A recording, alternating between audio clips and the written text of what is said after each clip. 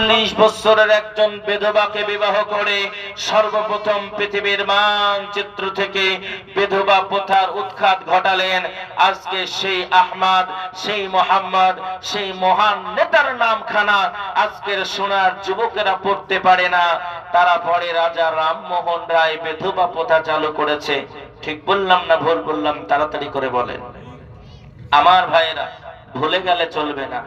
আল্লাহর নবীর কাছে যখন বিবাহের প্রস্তাব আসলো, নবী বললেন, খাদিজা বিবাহে করতে পারে, কিন্তু কয়েকটা শর্ত আছে। বলে কি শর্ত?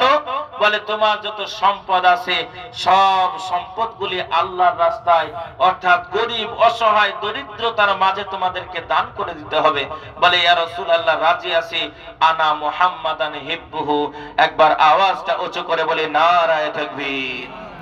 এজন্য যেটা বলতে যাচ্ছিলাম, কোরআনের সূত্র তখনও ছিল, কোরআনের সূত্র এখনো আছে। যে বা যারা বলে যে পৃথিবীর মানচিত্র থেকে কোরআনকে মিটিয়ে দেব, মুসলমানকে মিটিয়ে দেব, ইসলামকে মিটিয়ে দেব, দীপ্ত কণ্ঠে বলতে চাই, মুসলিম মোরা সিংহের জাতি, কাউকে করি না ভয়, মাথায় মোরা বেঁধেছি কাফন, এটাই আমাদের পরিচয়। আমাদের দেহে এক ফোঁটা রক্ত থাকা পর্যন্ত আমরা কোরআনের অবমাননা সহ্য করব না। নারায়ে তাকবীর। যেই দেশে আমরা বসবাস করি, উই লাভ মাই কান্ট্রি, আমরা আমাদের দেশকে ভালোবাসি, অন্তর দিয়ে ভালোবাসি।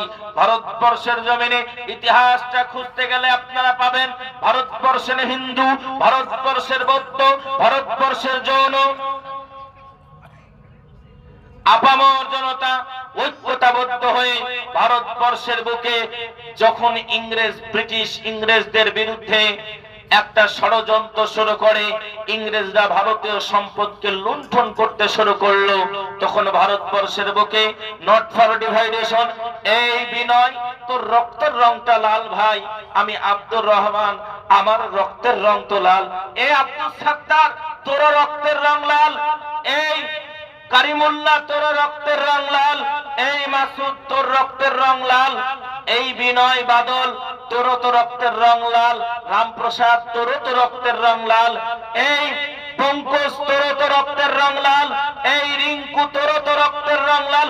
নট ফর ডিভাইডেশন, আমরা ভারতীয়, আমাদের রক্তের রং লাল।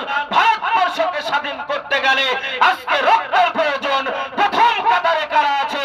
হিন্দু মায়ের সন্তান, মুসলিম মায়ের সন্তান, বৌদ্ধ মায়ের সন্তান, আপামর জনতা ঐক্যবদ্ধ হয়ে ব্রিটিশদের বিরুদ্ধে যে আন্দোলন গড়ে তুললো, সেই আন্দোলনের ফলে আজকের স্বাধীন ভৌমত্বের উপরে, স্বাধীন দেশের উপরে